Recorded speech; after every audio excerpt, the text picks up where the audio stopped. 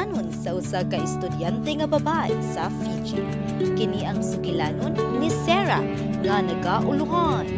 Wala gyud ko gibiyaan sa Dios.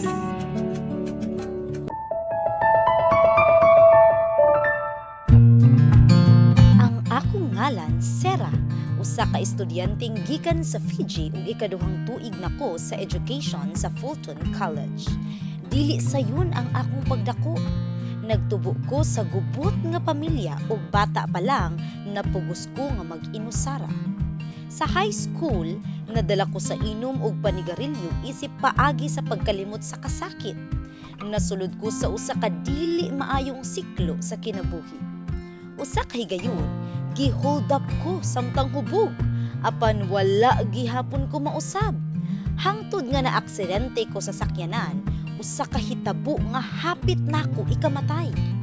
Didto nako nasabtan nga buhi pa ko tungod kay giluwas ko sa Dios. Niadtong 2018, nisulod ko sa Fulton aron magtuon og negosyo o business. Apan nisukol ko sa mga tinuuhan sa Seventh-day Adventist ug nihawa ko sa maong tulunghaan. Human sa aksidente, nasulod ko sa lalum nga depresyon ug mga huna-huna sa paghikog. Bisan pa, wala ko mihunong sa pag-ampo. Didto nako nadungog ang gamay nga tingog nga nagaingon. Mahapsay ra ang tanan.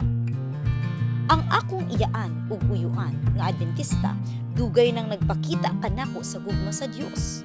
Sa sinugdanan, supakon kaayo ko, apan pinaagi sa Bible study, hinay-hinay kong nasabtan ang kamatuoran.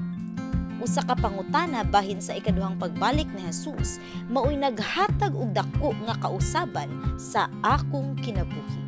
Ang akong pagbalik sa Fulton usa ka tinuod nga milagro. Wala ko'y kwarta ni plano, apan giampo ra nako sa Dios.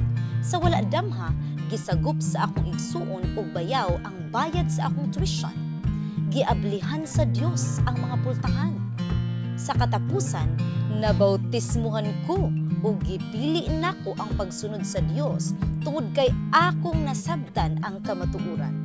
Dili sayon ang espirituhanong kinabuhi, apan ang tinuod nga kalinaw makita ra diha sa Dios. Karong panahona, mas aktibo nako sa pagbasa sa Biblia, pag-ampo ug pagpaambit sa akong istorya ngadto sa ubang mga estudyante.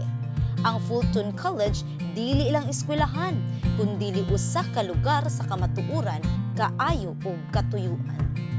Kung mupahat man ko og usa ka mensahe mao kini: ayaw gyud undang og duol sa Dios. Bisan mapandol ka, bangon ug padayon. Wala siya mubiya kanako ug dili pud siya mubiya kanimo. Ang 13th Sabbath offering mutabang sa pagtukod sa bag-ong campus sa Fulton Adventist University College. Daghang salamat sa inyong halad nga mosuporta sa mga proyekto sa panglawas sa mga kabataan didto sa Solomon Islands ug Vanuatu.